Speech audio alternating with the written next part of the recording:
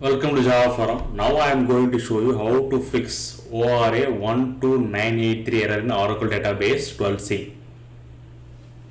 So I have logged into the SQL Plus editor as a common user called c#scott. Make sure that you have enough permission to execute the SQL queries.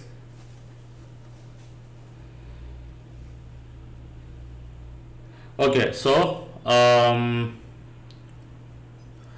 describe person 2. So here person 2 table is there, having only one column called name.